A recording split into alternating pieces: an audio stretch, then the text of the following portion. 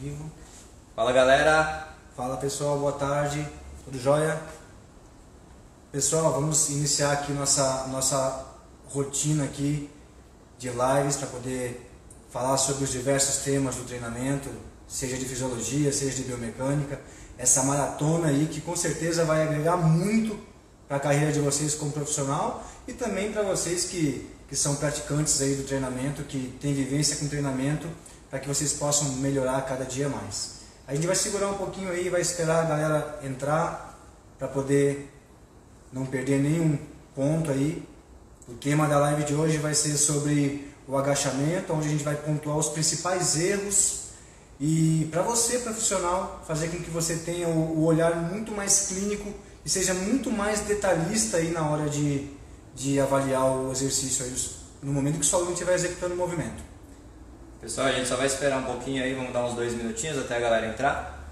A gente vai falar hoje sobre agachamento, os principais pontos, como melhorar o seu agachamento, por que é um exercício tão importante de ser utilizado. Em todas as academias, todos os profissionais utilizam o agachamento, mas a gente vê que muitas vezes o agachamento é banalizado. Então a gente vai trazer os principais pontos de correção e como você otimizar o seu agachamento para melhorar a performance naquele seu treino. Então, o agachamento não é só um movimento que você utiliza pensando no treinamento. O agachamento é uma habilidade que você desenvolve, uma habilidade que você tem que ter, tem que se adaptar a esse movimento para você, além do treino, conseguir ter uma qualidade de vida boa.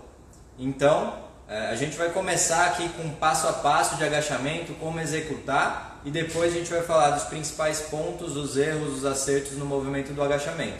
Pessoal, é muito importante, pensando em agachamento, não só no agachamento, mas pensando em qualquer movimento que seja realizado dentro da sala de musculação, levar em consideração o estado, o nível de treinamento na qual esse aluno se encontra, para você poder tomar as decisões corretas no momento da prescrição e saber qual a variação de agachamento você vai passar, devo colocar o agachamento, não devo colocar. Então, são pontos extremamente importantes que você tem que levar em consideração na hora da prescrição e na hora da execução desse movimento. Outro ponto importante é isso, como e quando conseguir adaptar o agachamento para qual pessoa.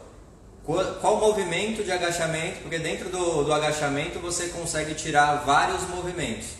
Você tem um agachamento no banco, você tem agachamento com a barra na frente, com a barra nas costas, você tem diversas variações de agachamento. O grande ponto é com quem colocar cada um desses movimentos para fazer com que ele execute com uma técnica boa de movimento. Esse é o principal ponto do agachamento e das adaptações que essas variações de agachamento podem levar para o seu cliente.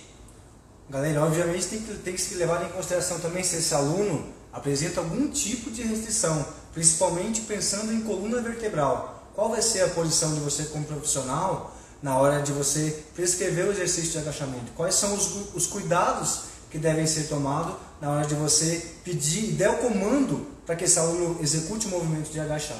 Então são pontos cruciais aí na hora de você ditar esse exercício e falar para o seu aluno executar e você não tomar os devidos cuidados. Às vezes você pode pensar por um momento, mas não vai acontecer nada, não vai lesionar, mas a gente sabe que uma simples projeção do tronco à frente já vai aumentar a compressão de disco intervertebral.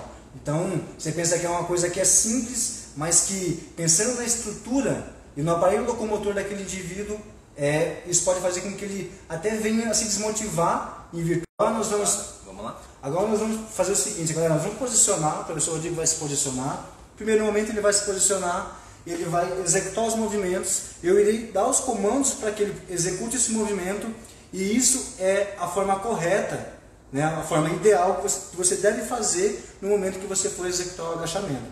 E você tem que pensar, pensando no profissional, que tudo funciona mediante a comando. Então você vai dar o comando para o seu aluno, para ele, primeiro ponto, ver o ajuste, ver a altura do posicionamento da barra aqui no Power Hack.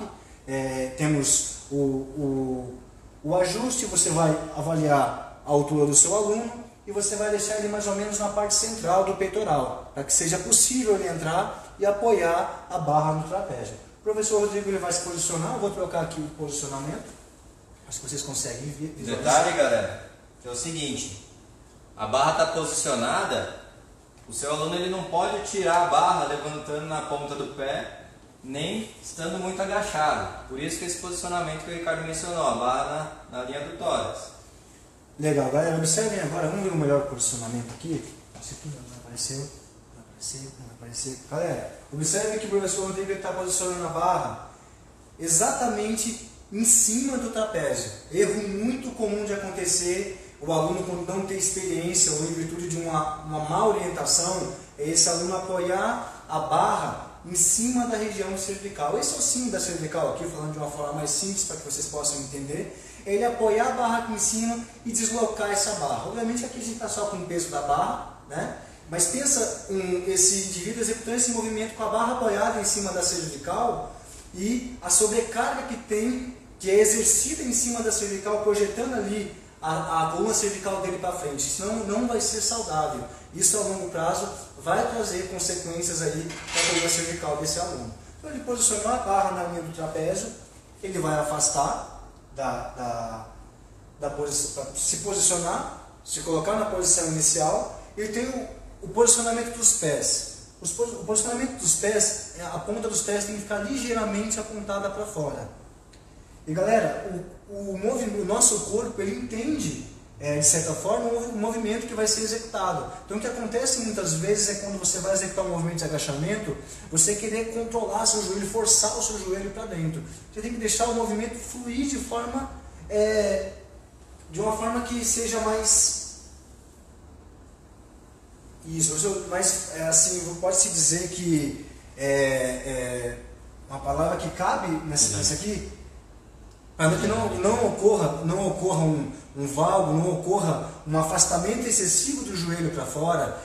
Eu queria colocar a palavra de agradável, mas a gente sabe que não é agradável, mas de uma forma que seja mais agradável, que você execute o movimento, não forçando o quadril para dentro, que não é o correto. Então o professor Rodrigo vai executar o movimento. Observe que ele mantém preservada a curvatura aqui natural da coluna, tanto torácica, principalmente, beleza, voltou galera? E assim, em nenhum momento ele está forçando durante o percurso articular o joelho para fora ou para dentro. Executa mais um, professor Rodrigo. Ótimo. Pode guardar aquilo só para a gente poder... Galera, outro ponto extremamente importante e que muitos erram na hora da execução do movimento, e obviamente que é difícil associar isso, principalmente pensando se for o aluno, a respiração. E a gente tem que pensar que o uso do cinto, por exemplo, no movimento de agachamento. O uso de cinto, a gente está pensando lá no movimento de agachamento executado para atletas de alto rendimento. A grande maioria deles utilizam, mas, entretanto, é o ideal você se utilizar da musculatura do core para poder estabilizar o centro de gravidade, proteger a sua coluna, falando de uma forma simples, proteger a coluna para que você não venha a lesionar ali, a futuramente adquirir um problema de coluna lombar. A respiração, como que funciona a respiração? No início do programa de treino, esse aluno ele não tem muita noção de respiração, ele não consegue associar as fases do movimento com a respiração, o inspirar e o expirar. Então o ideal... Não precisa posicionar o professor Rodrigo, sem a barra mesmo, pode ficar de frente para... O professor Rodrigo vai se posicionar como se ele fosse fazer um movimento. Ele vai, no momento da flexão, ele vai fazer a inspiração. Pode olhar, professor Rodrigo. Ele inspirou, mantendo a contração do abdômen, e ele sobe, parte para a extensão, fazendo a expiração. Detalhe, galera, existe a manobra no agachamento. É seguro? Sim. Por que é seguro? Porque os estudos comprovam que tem um maior aumento da atividade do core, atividade da musculatura de toda a região do reto abdômen. Isso fazendo o quê? Aumentando a atividade dessa musculatura e fazendo com que você preserve mais a região da coluna lombar. Então, a manobra, como que funciona a manobra? Ele vai executar um movimento mais ou menos, vocês possam ver. Executa, professor. Ele vai flexionar o quadril e o joelho, fazendo a inspiração. Ele segurou por um determinado tempo a respiração e sobe e só solta em cima. Então isso aumenta a ativação do core e faz com que seja muito mais seguro você executar esse movimento de agachamento. Então são pontos que nós apresentamos aqui que são extremamente importantes na hora que você for executar o movimento de agachamento. Detalhe, pessoal, pode posicionar aqui na barra, Ricardo, também, por favor? Que é o seguinte, a hora que a pessoa posiciona na barra, Ricardo, apoia a barra nos trapézios, a pessoa posicionou na barra, saca a barra, Ricardo, dá 2 passos para trás. Posição dos cotovelos é super importante no agachamento. Se o cotovelo estiver rodado para trás, a tendência é que esse ombro rode para frente, tenha uma rotação interna, consequentemente, roda, Ricardo, consequentemente aumentando a cifose e perdendo a curvatura neutra da coluna lombar. Ou seja, você está prejudicando aquele exercício que poderia ser muito mais eficiente com uma simples correção, dando o comando do cotovelo sempre apontando em direção ao chão. O cotovelo estando apontado em direção ao chão, você consegue preservar melhor essa neutralidade da coluna. E aí, ele agachando, agacha, Ricardo. Ele tem um padrão de movimento muito melhor. Cara, agora sobe e executa o movimento com o cotovelo para trás. Vocês vão ver que ele tem maior dificuldade de manter essa coluna preservada. Posição neutra. Perfeito, Ricardo. Pode guardar a barra. Pessoal, se tiver dúvida, pode mandar aí, tá? Que a gente já responde. Um ponto importante, a gente trabalha com 3 variações de movimento de agachamento. Tem a posição com a barra na frente, tem o agachamento costas, barra mais alta, que é o agachamento clássico, e tem o agachamento com a barra mais baixa, que é o agachamento exatamente com a barra baixa. Ricardo primeiro vai executar o agachamento com a barra na frente, a gente vai comparar as diferenças de cada movimento. Ricardo, então o início do movimento é praticamente igual, porém a barra vai estar na frente, o cotovelo deve estar mais alto possível. Dá 2 passos para trás, Ricardo. Estando o cotovelo alto, pode agachar, Ricardo. A gente vê que nesse movimento é um pouco mais fácil de manter. Deixa eu baixar um pouquinho aqui para vocês visualizarem. É um pouco mais fácil de manter a coluna em posição neutra e mais na vertical em relação ao agachamento costas. Ricardo, vamos executar o agachamento costas agora?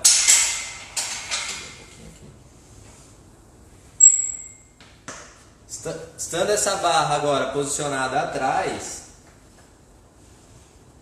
ele tem uma inclinação do tronco um pouco maior, uma inclinação do tronco à frente um pouquinho maior. Pode agachar, Ricardo. Ou seja, segura um pouco lá embaixo. Pessoal, ou seja, nesse ponto a gente tem um torque aumentado na região lombar. Porque essa distância aumenta entre a barra, a aplicação da carga, do peso, e a região lombar. Essa distância aumenta. Portanto, a gente tem um torque um pouco mais aumentado na região lombar. Dessa forma, você tem maior sobrecarga em toda a cadeia posterior em comparação com o agachamento frente. Tá? Tem essas 2 variações. É ruim? Não é ruim realizar esse movimento, desde que o padrão de movimento fique adequado. A coluna em posição neutra, os joelhos sem realizar aquele valgo dinâmico, sempre direcionando na linha da ponta dos pés. E agora o Ricardo vai executar um movimento com a barra um pouco mais baixa, que é mais executado por powerlifters. A barra estando mais baixa, mostra para eles a barra onde posiciona mais ou menos. Mais próximo aqui das escápulas, pode realizar o movimento. A barra estando mais baixa, existe uma inclinação do tronco ainda maior quando comparado com o agachamento com a barra alta. Então você vê que a gente tem um torque ainda mais aumentado aqui na região lombar, porque essa distância aumenta mais ainda. Então esse agachamento é usado mais por powerlifters. Com os nossos alunos, nossos clientes, a gente praticamente não utiliza esse tipo de agachamento, porque é mais difícil de ele manter uma estabilização. E pensando em comparações do agachamento barra baixa com o clássico, pensando em ativação muscular, pensando em eficiência, não tem diferença. A diferença é muito pequena, a diferença é mínima. Portanto, a gente utiliza sempre focando mais o agachamento com a barra mais alta ou até mesmo o agachamento com a barra na frente. Quer acrescentar alguma coisa, então, outra coisa que eu comentei no começo e retorno a dizer, tem que levar em consideração o nível de treinamento, porque, por exemplo, para essa variação com a barra mais na região ali próximo dos romboides, em cima, um pouquinho mais abaixo na região das escápulas, fica um pouco mais difícil, né? Mais difícil, não fica difícil você executar um movimento, porque você já está acostumado com a barra apoiada em cima do trapézio, e você agachando com a barra mais baixa, você percebe que durante o movimento ela projeta, ela força o seu tronco para frente e tem uma ativação absurda da musculatura do core para poder sustentar esse movimento durante o agachamento com a barra mais baixa. Então é muito importante você analisar se o seu aluno tem condição de fato de executar essa última variação que foi apresentada. Mas como o professor Rodrigo disse, a que é mais comum de se ver e é utilizada na grande maioria das academias com a barra apoiada na parte superior do trapézio. Agora a gente vai falar sobre a amplitude do movimento, até onde você deve descer no agachamento. A gente vê que existem estudos saindo que quanto mais descer melhor, porque mais ativa glúteo, mais ativa esse ou aquele músculo. Mas a gente tem que pensar primeiramente na técnica desse movimento. A técnica desse seu aluno, desse seu cliente, é eficiente para realizar o agachamento profundo? Será que ele consegue manter todas as estruturas alinhadas para realizar esse agachamento profundo? Esse é o principal ponto que a gente tem que pensar na hora de realizar um agachamento. E não necessariamente se eu vou ativar X, Y ou Z de grupo muscular. O ponto vai agachar profundo se conseguir manter uma técnica adequada de movimento. Ricardo vai executar o movimento e a gente vai dar alguns exemplos da amplitude desses movimentos de agachamento. Professor, só complementar, é muito comum a gente ver o pessoal executando o agachamento nas academias e você perceber que ele perde assim, de forma absurda o encaixe articular e acaba compensando com uma retroversão ali. Você fica muito evidenciada essa compensação ali, aí envolve até fatores como mobilidade também e se esse indivíduo tem condição de agachar naquela amplitude. Nós não estamos falando que ele é errado agachar profundo, é errado agachar 90, não. Tem que levar em consideração se o indivíduo tem condição de agachar até aquele ponto que você está ditando para que ele agache. Porque muitas vezes a gente ouve, né? O cliente está agachando e não consegue agachar mais que 90 graus, e aí ele sempre tem aquele comando, tem que agachar, tem que descer, mas muitas vezes ele não consegue manter aquela técnica de movimento com uma amplitude maior. Então o Ricardo vai executar aqui, a gente vai dar alguns exemplos para vocês visualizarem até que ponto descer com cada cliente.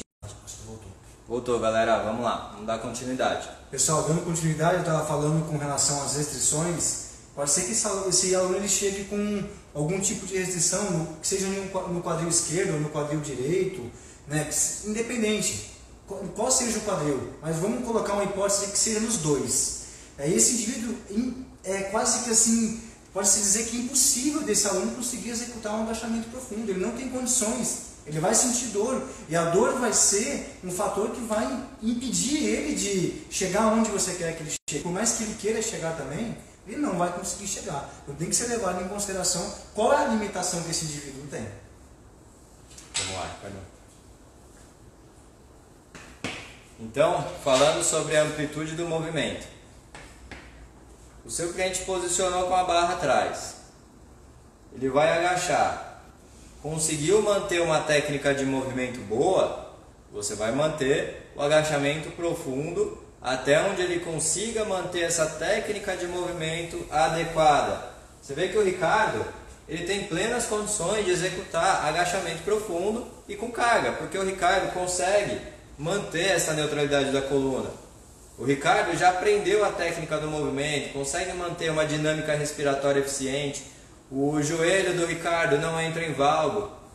Então, por exemplo, se eu pegar uma pessoa que agacha com qualidade até 90 graus, faz até 90 graus, Ricardo. Se a pessoa agacha com qualidade até 90 graus, e quando ela começa a agachar um pouco mais, ela perde essa neutralidade da coluna, é mais seguro, eficiente, eu mandar ela parar nesse ângulo do que mandar ela aprofundar mais no agachamento. Então esses são os pontos. Imagina que essa pessoa está realizando um movimento até 90 graus e lá embaixo ela tem um valgo dinâmico. Quando ela passa dos 90 graus, é seguro manter esse movimento com amplitude grande de movimento? Não é. Então o ponto é, amplitude de movimento está relacionado à técnica, não com ativação muscular. Será que você, pensando em ativação muscular, pensando em solicitar esse ou aquele músculo, pensando em ativar mais glúteo, você mandar ela agachar profundo, essa pessoa agachar profundo, você não vai estar gerando uma sobrecarga, um estresse, que ela ainda não está preparada? Então esses são os pontos principais. Analisar a amplitude com base na técnica de movimento. Se ela consegue manter essa técnica boa de agachamento, agacha profundo. Se ele não consegue manter uma técnica, mantém ali só num certo nível, a 90 graus, ou às vezes até menos, restringe o movimento, que assim ela vai ganhando mobilidade, vai ganhando força, vai ganhando estabilidade, e sempre com o comando do profissional, o comando do professor, em todos os pontos. Assim, gradativamente você vai ver que ela vai melhorando e aos poucos ela vai conseguindo manter uma amplitude de movimento um pouco maior. Exatamente. Detalhe muito importante também, você pensar e você colocar isso na cabeça do seu aluno, você passar essa informação para ele, que muitas das vezes, né, professor, esse aluno ele associa a eficiência, associa que ele está melhorando cada vez mais com o quanto de carga, a carga externa, o quanto de anilha que tem aqui nessa barra, e isso muitas das vezes... Voltou, galera, voltou.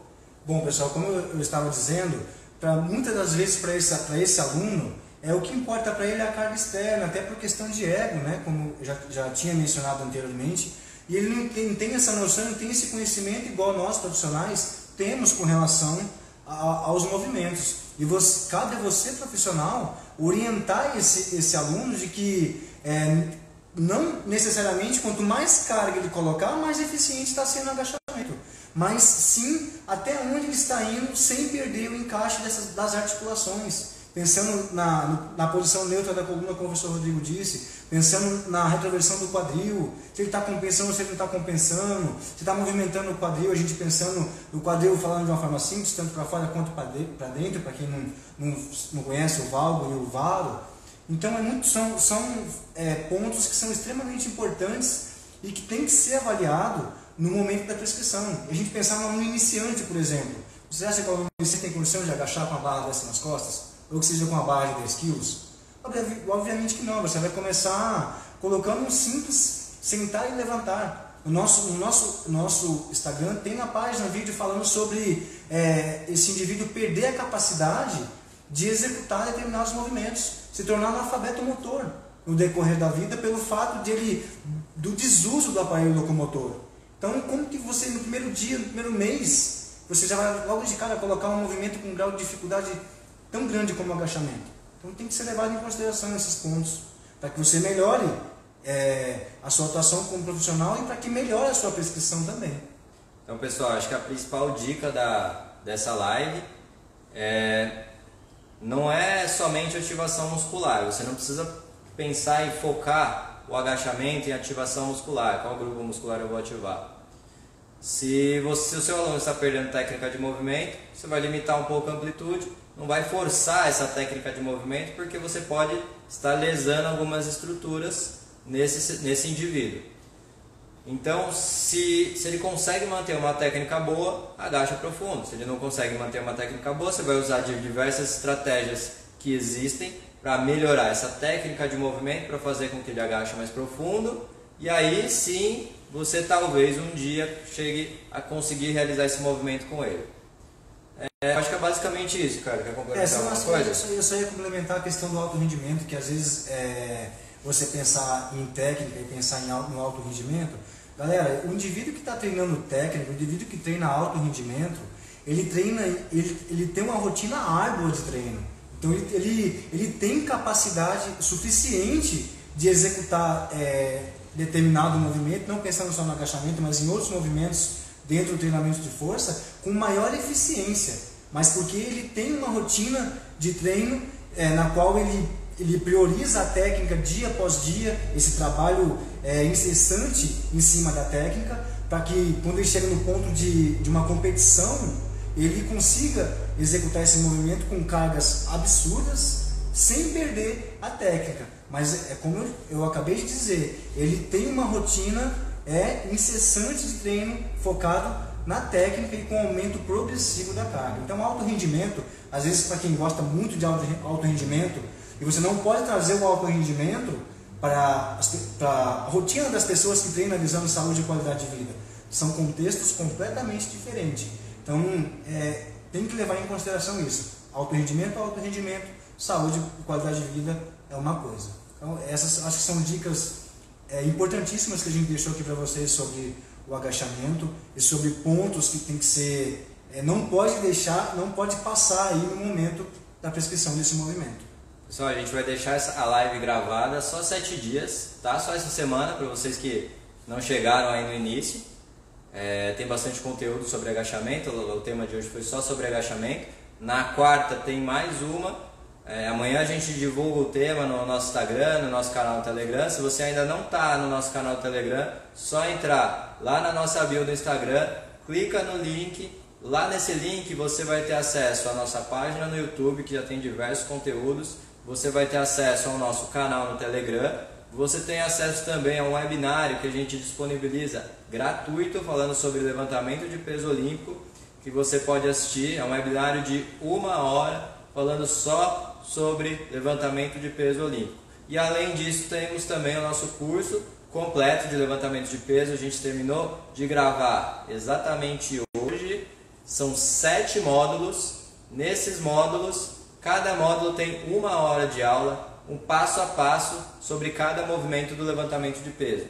Então também você pode acessar pelo link na nossa bio e pode comprar o curso também. O curso já está aberto a vendas. Você já vai ter acesso a todas as aulas que estão disponíveis. Só falta, acho que uma aula, falta 2 aulas serem liberadas ainda. Mais uma vai ser liberada na próxima quarta. E a última aula será liberada na outra quarta. Então o curso está completo. Pode entrar, se tiver dúvida pode chamar a gente no Instagram, no direct. E lembrando, se você perdeu o começo da live, a gente finalizando aqui já vamos deixar disponível para você assistir 7 dias, ok? É isso aí, galera. Valeu, muito obrigado por ter nos acompanhado nessa primeira live.